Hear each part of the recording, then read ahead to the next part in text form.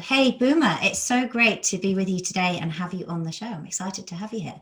Angela, it's great to be here. I know we have a lot of mutual friends, so it's finally good to catch up in this way. We do indeed. And so it's great to finally meet. And hopefully one day it'll be in person. We won't have to do it remotely like this on Zoom. But so let's kick off with, because I know you're in a very similar area to me in terms of health coaching for performance. And like me, you have a bit of I suppose, a checkered background, not in law, but in investment banking. So can you just give us a bit of an intro on how you went from investment banking to getting into health and performance? Oh, how long do we have here? This is a very good question. So my entire life, I've been obsessed with this idea of performance, right? And I'm sure you felt a similar way growing up, whether it was academics, athletics. I just wanted to live at that next level. And that eventually dragged me into Wall Street, where, ironically, I started my Wall Street career, if you will, on September 15th, 2008, which was the day that Lehman Brothers filed for bankruptcy and AIG got nationalized. So it was a I guess ominous, if you will, start, but it was a great time to be at the bank, and because I was able to advance pretty fast. After 2 years, I got sent to Singapore.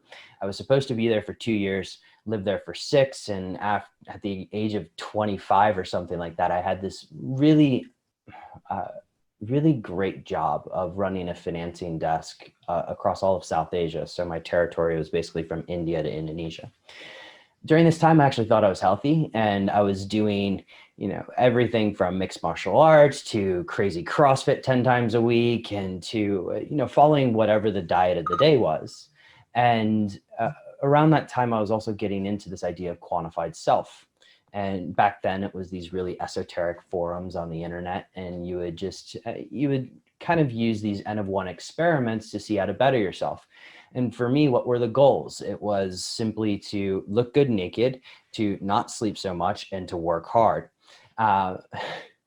You kind of know how this story ends. Fair right? enough goals, right? They're pretty similar to my own. Yeah. And so you kind of know how this story ends. When you're not sleeping, when you're changing time zones pretty much every week, and you're stressed out of your mind. Well, at the age of 30, I found myself getting diagnosed with a little bit of a heart condition. And at that point, you kind of look at it and say, okay, somebody gives you a probability weighted outcome of you having a cardiac event, or I can choose another path. And around that time, my now fiance and I decided to really investigate living somewhere else. At this point, I'd lived most of my life in the United States and a good portion of my life in Singapore. And so Europe became a natural alternative. And I also became very, very interested in my own health because of that condition. And the way I went about, I guess you can say, remedying it or getting it under control was very methodical, data-driven. And after I started making progress, feeling better, seeing, just looking better and performing better, I had some former colleagues that were like, hey, can you do this for me? I had no intention of ever getting into this coaching realm, but sometimes an opportunity presents itself, and I like the people that I was working with. Fast forward a number of years later, we can get into sort of the frameworks that I work with now, because that has a lot to do with health optimization, medicine, and practice.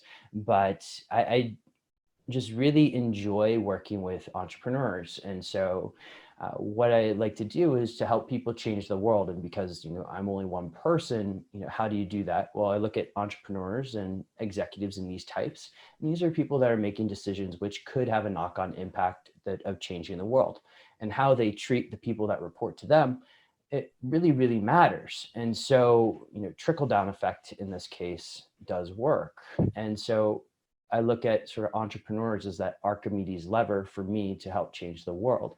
And if I could change their perspective on health, hopefully it'll help change the perspective of others. Very true. Amazing. I love that. And so when you're looking at the parameters with them, we're obviously going to get into like optimizing things like nootropics. And I definitely want to talk to you about the work you're doing with transcriptions. Mm-hmm. But firstly, looking then at how can you optimize these individuals and help them to perform better. You mentioned yourself that you were pretty burnt out by 30, you had this heart condition, and yet ostensibly you seemed fit, right? You were doing things like CrossFit. So that's been very similar to my own journey in terms of finding where does the balance rely, right? And I always think we've got this push and pull mechanism of creating resilience and then dialing it back and recovering. And for me, I definitely have to remind myself to recover harder than I would naturally do all of the time. But from your perspective, what are you finding in terms of that health optimization, in terms of kind of habits, lifestyle, fitness? How does it all kind of fit together for you and for your clients? Yeah, sure. If it's okay with you, I'd actually like to spend just a moment here talking about the non-for-profit foundation, which I work for. Is that Sure. okay? Yeah, Because go that for it. actually helps provide the framework, if you will. And so Transcriptions, which is the company that I spend the majority of my time on, has a sister company called Health Optimization Medicine and Practice. And that's a nonprofit. It's based in the United States. We also have, I guess you can say little, I don't know if you call them daughter companies or whatever you want to call it, daughter nonprofit foundations around the world in places like Australia, Philippines, here in the Netherlands. And what health optimization medicine and practice is really Dr. Ted Achacoso, who's my mentor. What he's looking to establish is a framework to help educate doctors and practitioners on how to optimize for health.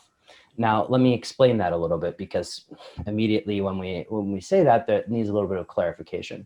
If you think about the word healthcare, right, I kind of chuckle a little bit about it in the sense that going back to my investment banking days, the industry vertical of healthcare was predominantly, biotech, health insurance companies, and the like, pharma.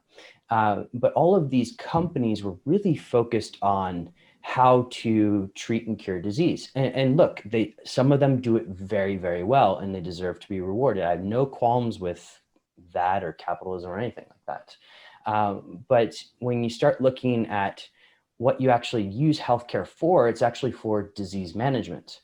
And so what happens if you're a 20-something-year-old who's probably overworking himself, thinking that he's or she is, optimizing their health by doing all these CrossFit workouts, and sounds like some of the things that you're doing, Angela, as well. But where do you go when you're looking to just not only protect your downside, but optimize for more? Where do you go when you want to go from 80 to 100? And so Dr. Ted actually developed this framework called Health Optimization Medicine and Practice. And what we do is a rigorous amount of testing to assess really the health of something called your holobiont. And the holobiont is really, just to give you a little bit of a framework around that, is it's an idea proposed by Dr. Lynn Margolis in the early 90s, and essentially goes that, our cells are actually made up of a symbiotic relationship between mitochondria and other ancient bacteria. And we also have other constituent organisms within our bodies. You have things like the gut microbiome, you have the skin microbiome, you have, obviously the oral microbiome, if we're going to go down that route. You have the virome, you have fungi called the mycobiome. And collectively, all of these organisms make up something called the holobiont. And so what we actually propose is that you're the health of your organisms, right? And so what we do with health optimization medicine and practice is put people, or we educate doctors and practitioners on how to optimize for health. And what does that look like practically, which gives you insight in sort of how I do this with my clients, is that we start testing people at a cellular level using something called metabolomics. We then look at sort of different frameworks on how to optimize their health, things like chronobiology. We look at evolutionary biology. We look at mitochondrial health, like bioenergetics, epigenetics, and a whole host of others to really assess you. And what we're actually doing there is nutrient balancing, and in some cases, if you're able to prescribe, hormone balancing. And so that's really the framework by which I've adopted in my own health consulting practice, and actually gives everybody here listening a little bit of an overview of what we do in the foundation.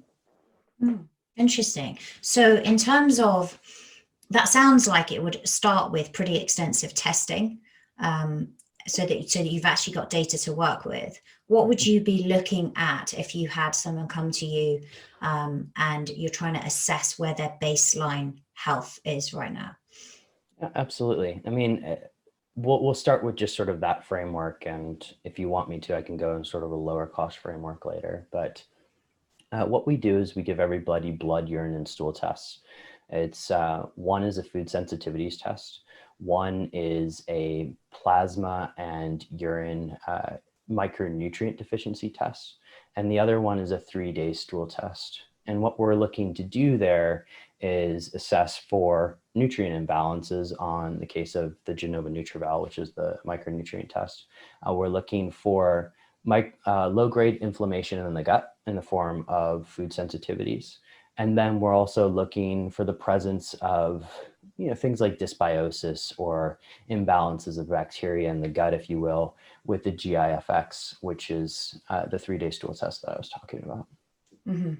Yeah, and the 3-day one is good, isn't it? Because you don't actually shed everything every day. I am so glad you said that, because it's funny because there's so many people out there that there's a lot of commercially available gut microbiome tests, and you do one sample, right?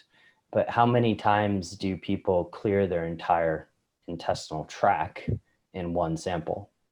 Yeah. Probably. Well, they don't. I tell you what surprises me is that even if you go to a doctor, okay, they will only ever do 1 day if someone's ill and there's some sort of pathogen that they suspect, even though we know they don't shed every day. And what's so crazy is that we treat our dogs better. So my first experience when I had my golden retriever, like 12 years ago, was he had an upset stomach. The first thing the vet did was ask me to do a 3-day stool sample.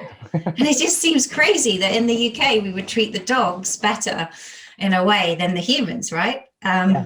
I mean, it's crazy what we'll do for our animals, right? And you get into a lot of the veterinary work around horses and things like that, because my parents went to the University of Kentucky. So, horse racing was sort of something that we watch. But yeah, it's amazing. It's just the dog sometimes gets treated better than we do, at least, from a public health level. To try and get to the bottom of it. So that's the higher end in terms of if people have the budget to do those tests. And I've run those tests myself with clients. For somebody who wants to do it on more of a budget, what would you be looking at? Would you kind of go more holistic with questionnaires, or would you do limited testing? Well, it depends on what that limited budget is, right? And so for me, the framework that I operate under, and I only work with a handful of people. Like I said, the majority of my time is spent on prescriptions, which we'll get into in a bit. But for somebody who's just looking to approach this in a low-cost manner, there's plenty of low-cost surveys that help bring awareness to what you're doing. So if you think about the majority of people, and I'm speaking about the majority, not the minority here. The question is, are they aware of the food that they're eating? Are they aware of how they're sleeping and how it makes them feel? And are they aware of things like stress? And so, how does stress affect them? And there's simple surveys, everything from, I like the Institute of Functional Medicine's multi-symptom questionnaire, which is just sort of an assessment that I actually still run qualitatively on myself once a month. And it allows you to assess sort of where your pain points are. There's also things like the Promise 10 Global, which allow you to track your improvements over time. There's things like the Pittsburgh Sleep Quality. I think this is the Pittsburgh Sleep Quality Index, which I know our mutual friend Greg Potter is a big fan of in terms of being able to bring awareness to sleep. So if you're saying, look, I have no budget for this, but I do want to start somewhere. Well, I'm a big fan of bringing awareness to what it is you're doing in everyday life, and then to establish correlations between some of the things you're doing, like maybe drinking a little bit too much wine at night and how you're sleeping, and then seeing those outcomes. So these little surveys, and frankly, back when I started in Quantified Self, it was basically me, a spreadsheet, because I was a banker and bankers love spreadsheets, and me, a spreadsheet, and just sort of saying, how do I feel today? 1 to 5. I had 4 glasses of wine last night. How did that make me feel?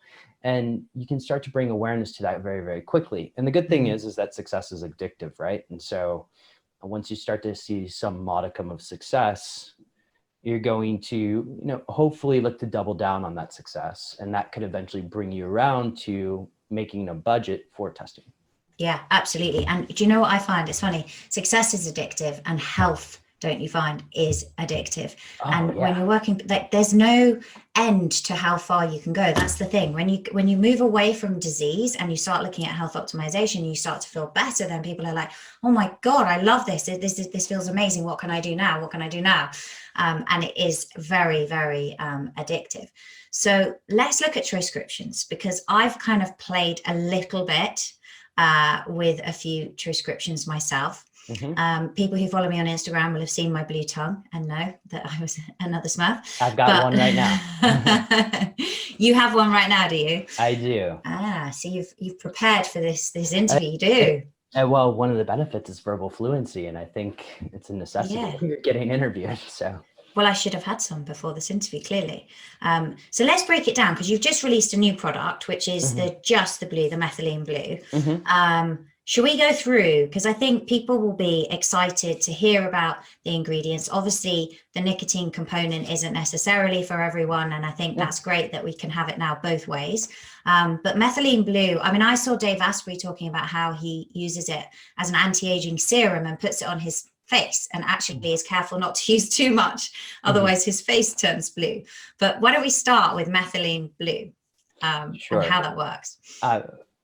Angela, if it's okay, I want to explain sort of transcription's position in all of this. Yeah, sure, go for it. So the way we look at product development and transcriptions is going back to the framework of health optimization, medicine, and practice. What we're actually practicing there is something called nutrient balancing and or hormone balancing, if you can prescribe. And nutrient balancing, for the most part, takes a little bit of time. It usually takes 3 months. But oftentimes you have a client that comes up to you and is immediately experiencing something, right? And so they're experiencing things like pain, anxiety, insomnia, in certain cases, short-term memory loss from things like jet lag.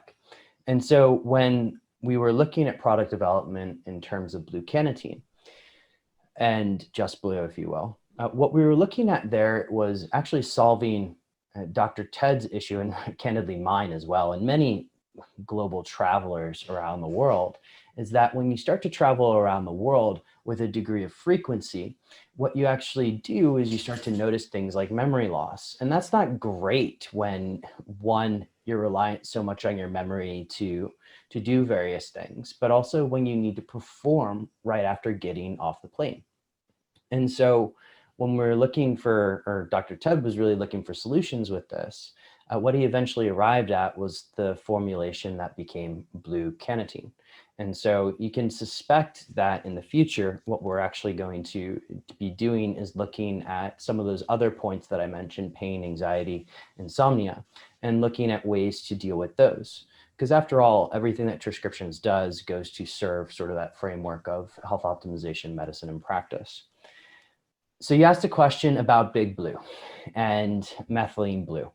And so Methylene Blue is just one of these fascinating compounds that I'm a nerd for history. And so just going back in the history of Methylene Blue, it's been around for over 120 years. It was actually the first chemical compound approved by the FDA. And in 1891, it was used for the treatment of malaria.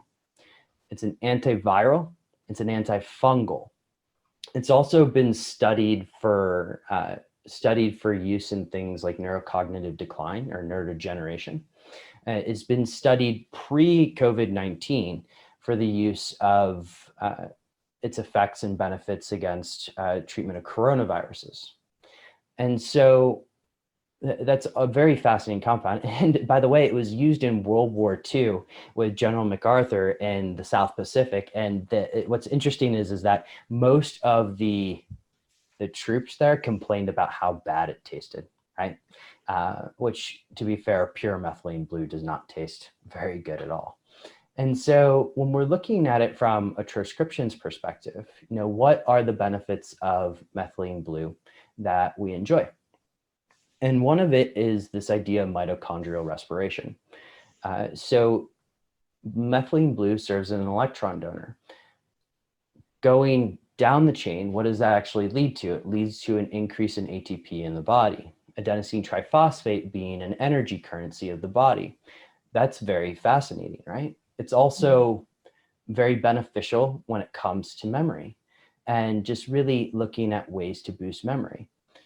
Some of the studies out there have really just looked at just so much when it comes to enhancing brain function, that it's just a fascinating compound. And so when we were looking at methylene blue, we included 5 milligrams of it in the first product, which was blue cannatine, and we included 16 in the just blue. Now, it's just such a fascinating compound, and it's still used today in the hospitals for things like, and I'm going to try and pronounce this right, methylglobemia, which is essentially when it's very hard to get oxygen in the cells. Methylene blue doesn't help that. It also helps with elderly patients and urinary tract infections. So if it's helping get oxygen into the cells, then when people are having, because one of the main things I remember, and we're seeing less of it now because not so many people, certainly here in the UK, in the hospitals at the moment, but one of the things that came out with coronavirus is that when they were on ventilators, they were getting the oxygen into the lungs, but then the transfer wasn't taking place. So actually oxygenating the tissues wasn't really very effective. So people were getting things like multiple organ failure. Are you saying that methylene blue actually helps to increase oxygenation of the tissues? So it certainly does, and in many cases. Now, there hasn't been studies of it against COVID-19. I know that there are people that are investigating that, but there hasn't been studies released. What we do know is that prior to COVID-19, it was studied as a mechanism for the treatment of other coronaviruses. Okay, interesting. And in terms of just so people can kind of understand the mechanism without getting too sciencey. So it's donating an electron. So is it also then helping reduce oxidative stress in the body? It does. And so it actually has sort of this auto-oxidation feature that it's a fascinating chemical. And I had the pleasure of somebody that I should connect you to, Angela, is Dr. Francisco Gonzalez Lima. I've had him on my podcast. Okay. And he's one of the foremost experts on cytochrome oxidase, and looking at methylene blue, it's an auto-oxidant feature. So when your body needs an electron, it donates it. When it needs to take away, it'll take it away. And it's a few chemicals out. It's adaptive. Yes. Amazing. That's interesting. And you were saying like you've taken it before this interview because it enhances verbal fluency, and you were looking there a little bit at cognition as well, anyway, in terms of like links with Alzheimer's. How is it doing that specifically in terms of improving brain function? Yeah, sure. So if you look at what it's been studied for is how it improves spatial memory. And so there was a study that actually looked at just spatial memory specifically among a smaller population, and saw that low dose methylene blue actually had a benefit for improving spatial memory. What you mentioned there was verbal fluency, and I actually attribute some of the verbal fluency to come from another ingredient in the product, blue cannatine, that is, which is nicotine. Oh, okay, that's that. So we'll come to that. So by spatial memory, you mean in terms of recollecting things in time and space? So events. Correct. Long-term memory.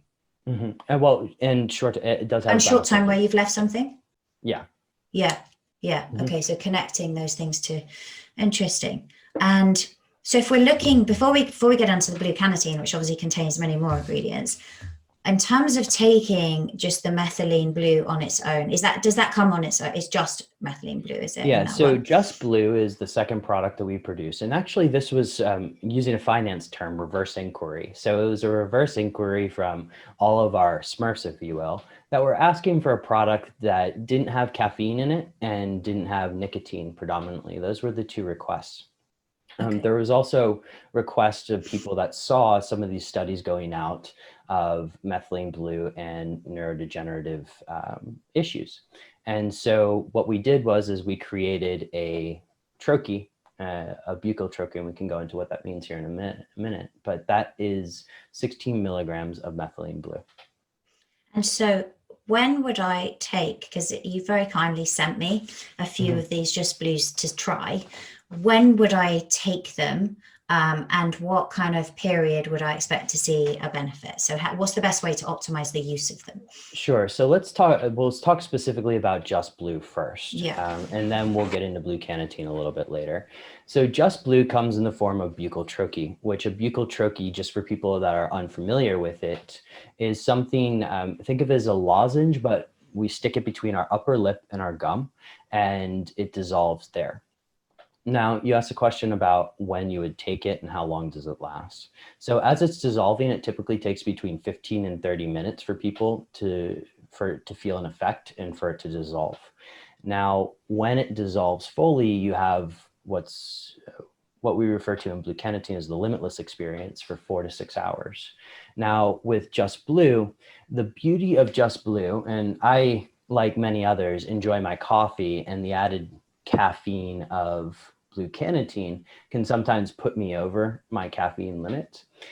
So sometimes, and many days, I'll use Just Blue. And the beauty of Just Blue is that we can really isolate some of those benefits of methylene blue, and it doesn't necessarily have that wakefulness promotion. So you don't have to necessarily worry about the time of day. Just to give you an example, when we were doing a launch party for Just Blue with many of our Smurf fans, if you will, I took Just Blue before that launch party. It was 9 p.m. at night in Amsterdam. Really no issues getting to bed because there wasn't any sort of caffeine or adenosine receptor blocking, if you will. Interesting. Okay. So actually, if you really want to kind of be on top form and you've got something in the evening, that's a good time to take it. And you say that the effects last around 4 to 6 hours. So how many times, like, can you overdose? How many times a day could you take it? So we recommend to people that take no more than 4 troches a day with both Just Blue and Blue Cannatine. Really, the side effect of both is the blue tongue. And so if you can tolerate a blue tongue, taking 4 troches a day is totally possible. Okay. If you can tolerate it, if you don't feel that you're going to look too odd in your corporate meetings. I guess. Well, the question is, why does it matter anymore when we're all virtual, right? Yeah. And if blue is the new smart, as we like to say, it's just a way for me, I use it for a lot of strategic thinking, right? And so it allows me to access memory, and it helps me think a little bit wider, specifically that case, Blue Cannatine. But with Just Blue, when you really need to hone in on something and do some work and some focus work, I find it very effective for that. So for that mental focus, have you noticed anything if you've taken it in the evening with dream sleep? Not specifically with me, but okay. I'm trying to think of just in terms of some of the effects that I've seen with methylene blue, not necessarily in dream sleep, but I have seen it with meditations. And so when you take methylene blue, or Just Blue in this case, I have found myself in deeper meditations for sure. I'm going to try that then. That's interesting. So as in, you found that you can get into a deeper kind of almost transcendental state, that you slip into it more easily, or that you can hold that and have a kind of clearer mind for longer? What have you noticed there? A little bit of both, actually. But let's talk about just sort of the onset of meditation. Usually, let's say I meditate in the middle of the day, there's 1,000 things going on, and you sit down to meditate. And usually it takes a period of time in order for that meditation for you to just sort of settle in, if you will. That period of time for me is much shorter. Interesting. I'm going to try that actually then before my afternoon meditation, because interesting, you can stack those together then, right? Because what I find is that actually a lot of people say, oh, I don't have time to do the meditation. The meditation in and of itself gives you another kind of really good 4 to 5 hours productivity, I've found, and makes you more efficient. So stacking those two together, I'm going to have a play with that. That sounds fun. What's funny is about meditation, Russell Simmons, who founded Def Jam Records, said, if you don't have time, he had somebody that told him, I don't have time to meditate. And he's like, well, then you need 3 hours to meditate, right? Yeah. I find it to be one of those Archimedes levers in my productivity as well. I do. And I also find that it really helps with emotional regulation.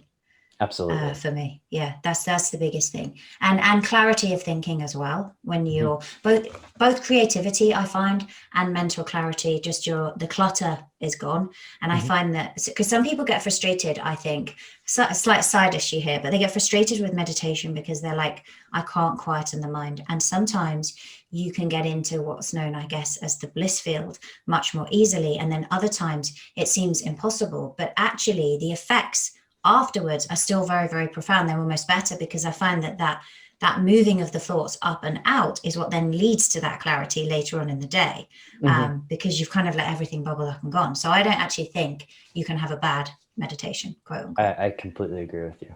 Anytime I spend meditating, it usually pays off 3 to 5x than what the time I did. Same here. So on now the Just Blue has obviously like triple, I've written down here pretty much, more, just over triple the blue that's in the Blue Cannatine.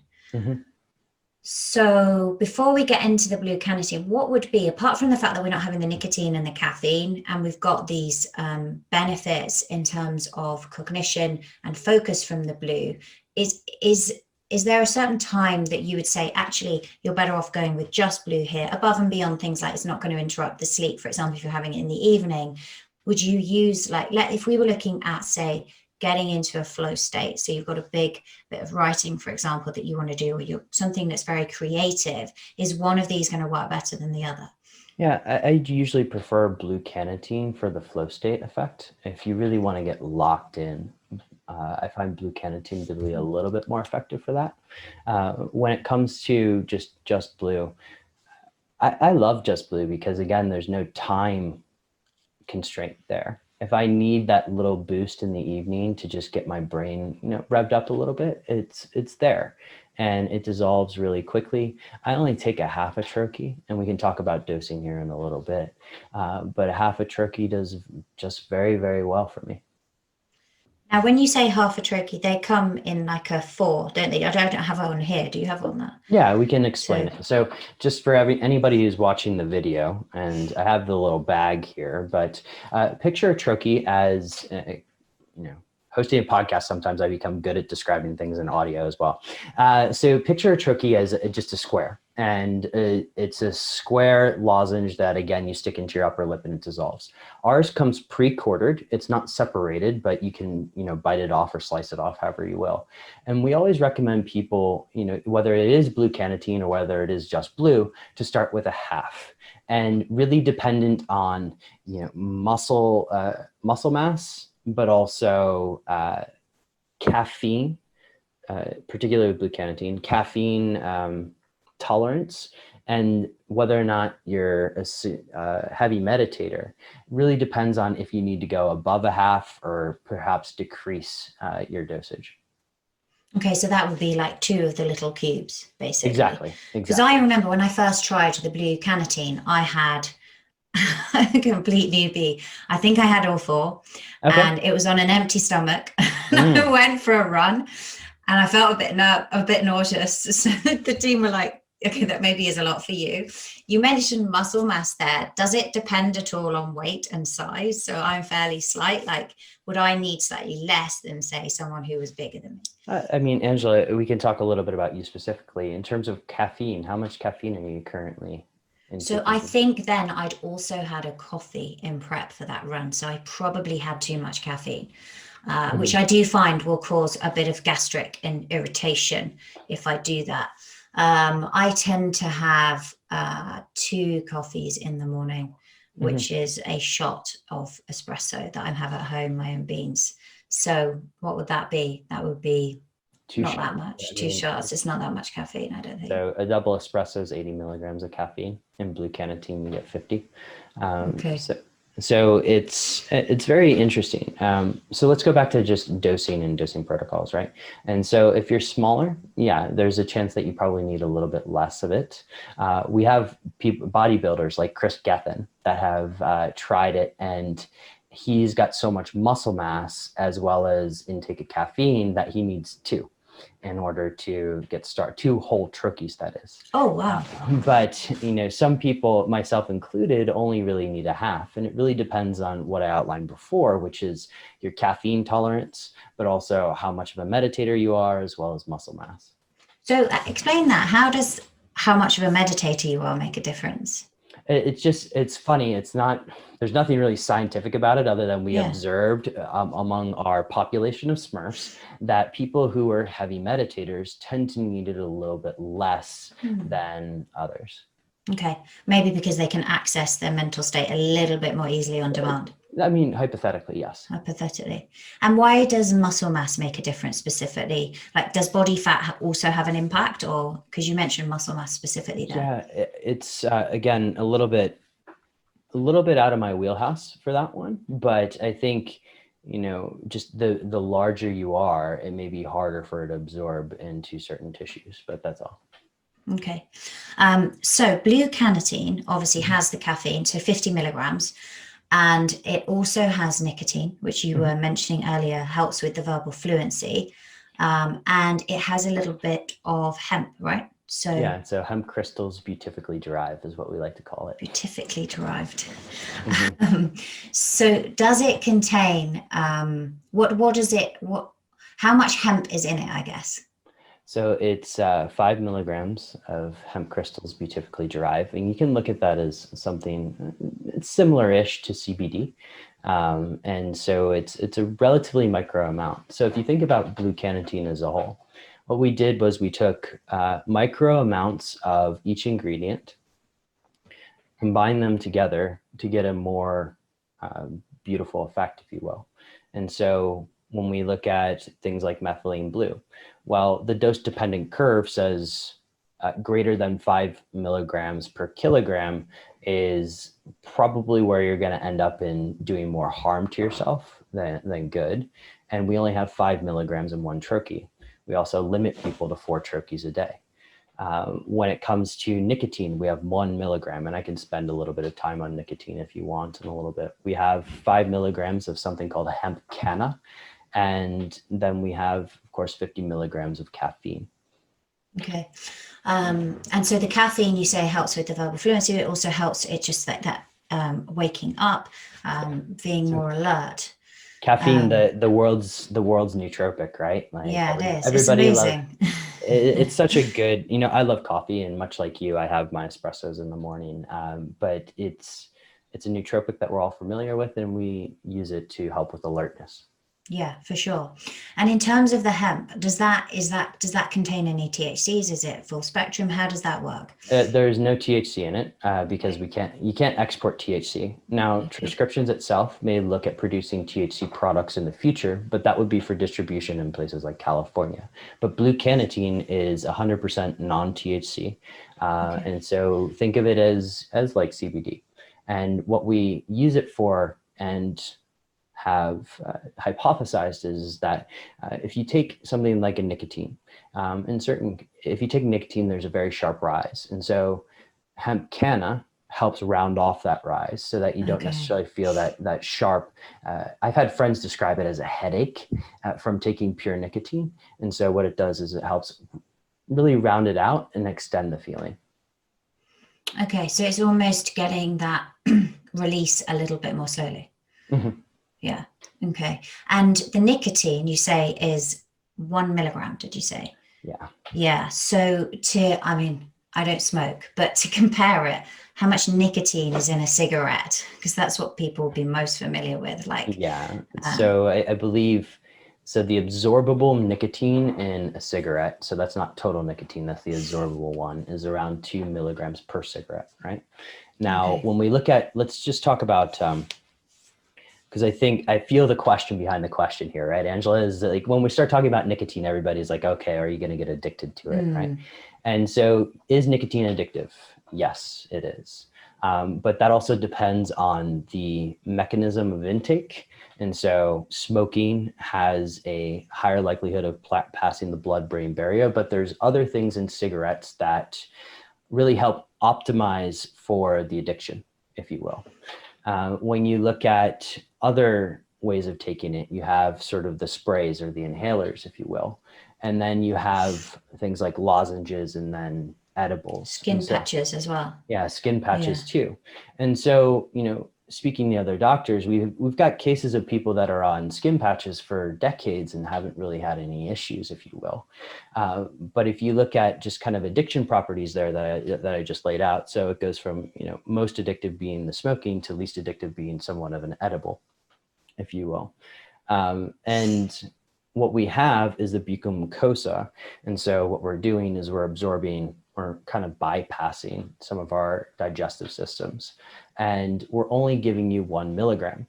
So if you look at what the New England Journal of Medicine has said, as well as some of my conversations with experts in the world, like Dr. Neil Grunberg, the question that I always have is, what amount of nicotine is considered an addictive amount?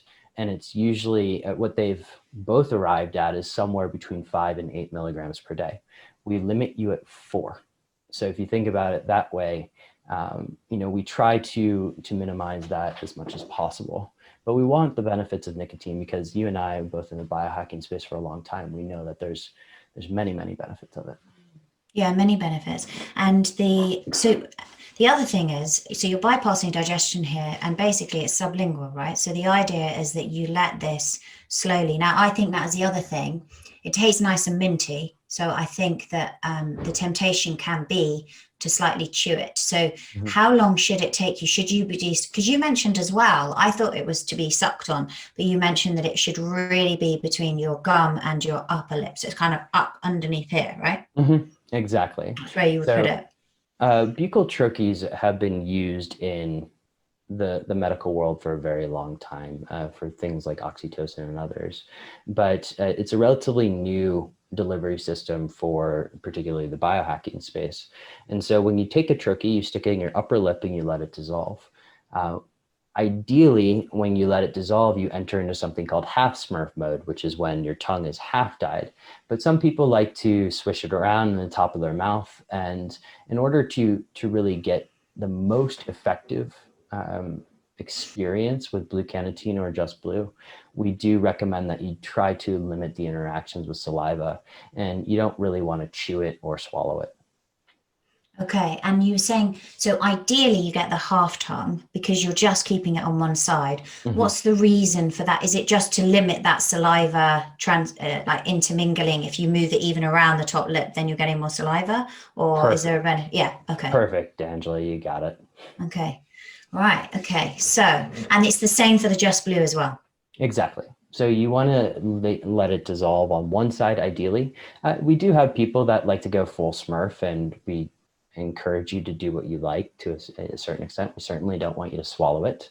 But it's, if you move it around, you'll end up with a full tongue. And so you can give Gene Simmons a run for his money. I like that. Okay. So, and the other thing the team mentioned to me actually when I tried it and I felt slightly nauseous was I was having too much, but also not to have it on an empty stomach. Is that right? Can that make a difference? It can in some people. Like, for instance, first, when I look at your particular scenario, for first-time users, we always recommend starting with a half or even a quarter of a troche, depending on your sensitivity. And so in your case, it just may have been the fact that you just took too much the first time. But yes, it could have some impact if you do have some food in your stomach from preventing things like nausea. Okay. And are there any interactions that you can't take it with certain things? Very good question. So SSRIs are, methylene blue in general with SSRIs is something that you would want to avoid. Part of that is just because a methylene blue does have MAOI properties. And so SSRIs are the one that we usually guide people to, which in certain aspects does mean that those who are users of things like psychedelic medicine, you shouldn't necessarily take the two together. Okay. And is this because the methylene blue, when you mentioned the SSRI, so that's having some kind of impact in terms of serotonin levels, presumably? Correct. And so what it could potentially lead to is, and again, this is relatively few and far between, but it could potentially lead to serotonin syndrome. And so we don't want anybody to experience that. Yeah. Okay. I can't really see a reason why somebody would do this, but you did mention you can have Just Blue in the evening. So what would be the interaction that you mentioned a party if someone has it with a glass of wine? Would it interact with alcohol in any way? I've personally like I've tried that, but it was with natural wine, and I haven't noticed any sort of effect. But Any no, effect? nothing really. I think the question I would ask is if you're using a nootropic, you're potentially looking to enhance your brain function, presumably for a given task, unless you're using methylene blue every single day, which is more looking at mitochondrial health and those kind of things. And so if you're using a nootropic to get something done, does alcohol help in that is the question that I would be asking those people. Yeah, no. And in that sense, actually, almost it would be like creating a friction. Mm-hmm. Okay, and what about, I guess I have two more questions. One is, do the benefits increase over time? Is it something that you need to be consistent? You know, we talked about using it for a task, but does consistency help? So with things like lion's mane, actually just doing one-offs, the results are not so good as if you're consistently having it. How does that work with this? Yeah, that's a good question. We haven't studied it yet, and Okay. it's something that we're actually running an experiment with now in terms of some of our fan population is just sort of what kind of the long-term implications of methylene blue use are, as well as blue cannatine use. We do have a couple of customers that use it every single day, and I know because I see their orders come through. But by and large, most of the population uses it for very specific tasks in order to, roll up the sleeves and get stuff done. And so we find it very, very interesting for that. Now, I mean, hypothetically, does methylene blue is a benefit to the mitochondria. And so if you have continuous use of it over time, could that benefit build over time? Absolutely. But it hasn't really been studied to my knowledge at this moment. Okay, and what about any kind of attenuation? So I know, like with a lot of nootropics, for example, they'll say to take it for 5 days and then have a break for 2 days so you don't get that attenuation. Is that something that's a concern, or could you take this every day and still get the same benefits? Yeah, it's theoretically you could. It is we don't have too many people doing that, but yes, I believe you could get the same benefits every single day. Now, the question is over time, I guess you use attenuation, which also means tolerance, right? And so over time, do you build up some sort of tolerance to the blue cannatine? And that is possible. So maybe I should re-record my answer and say that is possible. Yeah, so it's maybe better to take it, I guess, as well, unless you're looking at the effects of on mitochondrial health. There isn't a reason, right? In the same way, we shouldn't be on every single day because then we're not getting that recovery. Yeah. This is only just helping us switch on more. So I kind of just want to finish then breaking down the kind of things that people are looking for when they're looking at optimization. So obviously we've got, and then looking at whether it would be blue cannatine or methylene blue in these scenarios, just so people can understand how to use them and the sort of timing before. I think you mentioned, is it the case with both of them that you want to allow about 15 to 30 minutes to have the full effects of it? So let's say, I'll throw out some scenarios. So somebody on this occasion, they actually just have to get through a lot of volume of work. So it's maybe more of an admin based day and they just want to power through and complete all of their tasks on productivity. Which one would they opt for? For a situation like that, blue cannatine I found to be very, very effective for the locked in feeling, if you will. And so if you have a situation like that, where you need to be locked in and just running through a boatload of tasks, yes, blue cannatine can be very, very helpful. You just want to get stuff done. And then you mentioned as well, if you want to get into more of a flow state, blue cannatine is also better. So yeah. So it's interesting because you're asking a very good question as to when should I use blue cannatine versus just blue? And, blue cannatine I find is sort of that wide focus, meaning that I can get a lot of things done, but I haven't really shut off the world behind around me. Whereas just blue is something more like a clear focus, which is if I have that one or two things right in front of me, I can certainly get those done and be able to just work through the rest of my day.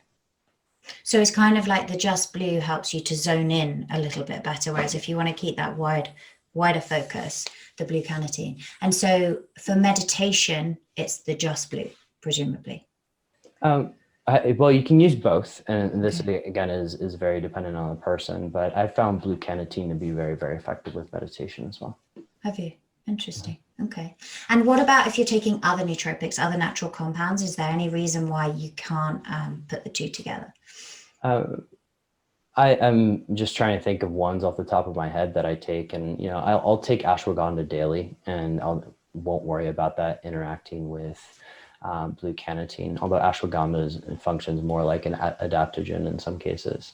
But I necessarily, I'm not a massive fan of stacking too many things, but there aren't too many contraindications when it comes to the ingredients in Blue Cannatine or Just Blue, other than the SSRIs, which I mentioned earlier. Yeah, sure.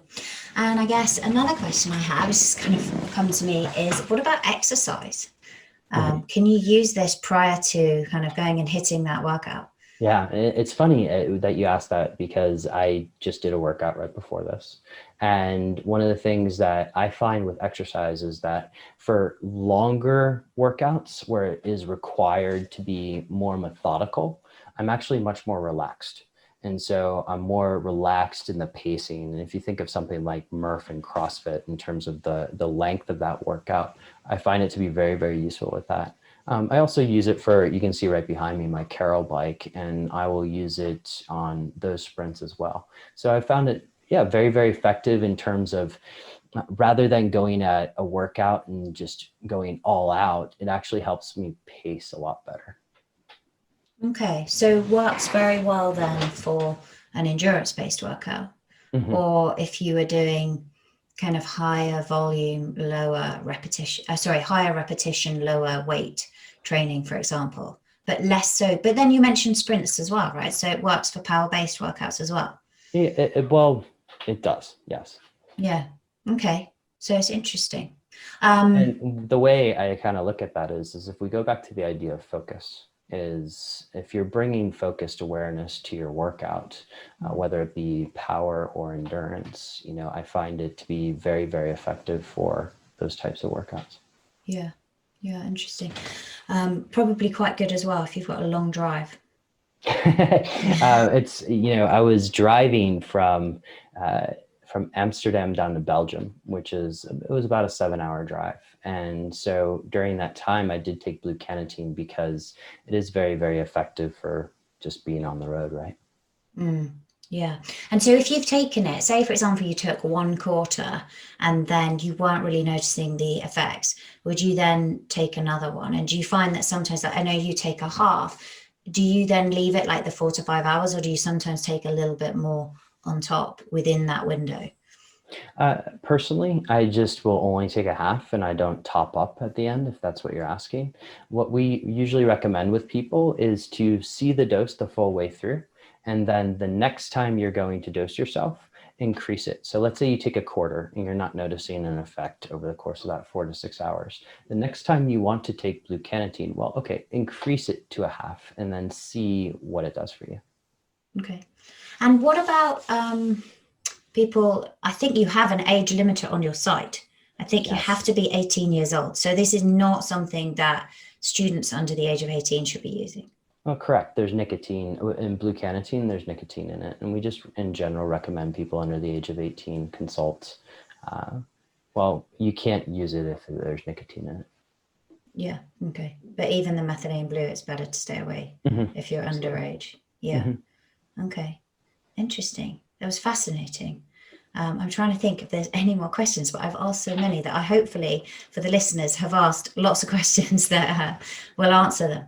I guess the last thing is, where can you find them? Because initially they weren't readily available in the UK. Pure Health Supplements, I believe, stock them. Yeah, so we have a sort of agreement with Pure Health Supplements in the UK, and they have both Blue Cannatine and Just Blue. And so if you're in the UK, you can use the code Angela10 and you'll get yourself a Yes. 10% discount. But if you're in the US, of course, triscriptions.com is the way to go. And the same code works for a 10% discount. Brilliant. Amazing. So I will link to all of that in the show notes. And also, where can people find out more about you on Boomer? I know that we connected over Instagram, but please link to where they can find out more about you. Yeah, it's everything about me is under Decoding Superhuman. So the podcast, the website, the Instagram, as you mentioned, that's where you can find me. Awesome. So before you go, what would be your final top 3 tips for becoming superhuman? Oh, such a good question. It's always hard to distill things down into 3, isn't it? And I'm sure there are more, but if you could pick the 3 that you think. Number 1, I think, would be measure. So when it comes to just looking at the world right now, you're getting bombarded with information. All of us are experiencing information overload. But how do you create a filter for yourself to determine what is useful for me and what is useful or not useful to me, and I can just kind of cast off? And that's where measurement comes into play. Some of these frameworks that you and I talked about earlier are certainly possible, but I just encourage everyone really to measure and to focus on just kind of getting the data of you right first. And so once you have that data, you'll be able to really glance at what is right for you and what's not. Number 2 is stress well. And what do I mean by that? Because I have a history of perfectionism and anxiety. And so what do I mean by stress well? And I guess you can actually call this hyphenated meditation. So how do we perceive stress? Because stress is not going away. If you're a high performer, and presumably everybody listening to this show is, stress is not going away. And so how do you adapt to stress? How do you take stress and become stronger as a result, or become anti-fragile, using the words of Taleb? Well, that requires building resilience. And one of the most effective tools that I've found in terms of building resilience is presence, but also building presence through meditation. And number 3 is always the hardest one, because there's so many things that I, want to go into here. And we can either go eat or sleep, something to do with eating or something to do with sleeping, but I'm going to go sleep. And so if you want to become superhuman, sleep is very important. I'm sure you get a lot of these people, and I used to be one of these people who would come to you and say, like, I sleep 4 to 6 hours a night and I don't have time to do anything else, right? But the fact is we know through the study of things like lymphatics that your brain functions at its absolute best when you're sleeping. And so what I always recommend to people is to get 7 to 8 hours of sleep. And a lot of that will help determine how the rest of your day goes. And so in some ways, 2 and 3 actually do serve each other. So I find that when I have resilience, when I have presence, when I stress well, if you will, that I do sleep a hell of a lot better. Yeah, for sure. And then the sleep also helps you in turn become more resilient and handle things. Absolutely. Those are amazing. I prioritize those, and sleep is a big one for me. You can't leave us on a cliffhanger though now, because you said I can go eat or sleep. So now we have to hear what your what was your eat? Yeah. So I look at diets, and it's kind of funny because we get very dogmatic about diets, right? And now carnivore is very trendy. A year ago it was keto. A year or 2 before that it was paleo. And there's almost this kind of cult-like bandwagon behind these, and all of these are good for certain types of people. But the fact is that certain types of people it may not be good for. And so what are some basic principles that people can go by when it comes to diet before they measure? Well, eating real food is a good start, and just looking at the ingredients. And if you can't pronounce it, it probably doesn't really belong in your body. And so looking at, meat, fish, vegetables, and, good healthy fats. So olive oil, avocado oil, in certain cases, butter, if you don't have a lactose issue, ghee and the like. And using those as sort of foundations for your diet is a great way to get started in that. Now, number one, measurement will help you optimize that in terms of what it means for you. But that's just a good foundational principle for people to go by until they have the means to figure out a little bit more about themselves. Yeah, I couldn't agree more. And I think, again, it comes back to your first point, which is actually like tracking data. Yeah. As soon as you have data, and even just that simple exercise of working out how you felt after you ate a food, like 30 minutes afterwards and 2 hours can give you tremendous insights into how your body is reacting to it. Thank you so much for your time today. I've really enjoyed that, and I'm sure the listeners have too. And I will link to everything that we've spoken about in the show notes, including where they can get these transcriptions, which I highly recommend trying. I'm going to definitely play around with a bit of the Pure Blue over the next few days. And so thanks again, Boomer. It's amazing to have you on the show. Angela, it's so good to, finally meet you and have this conversation. Yes, for sure. Amazing. Thank you.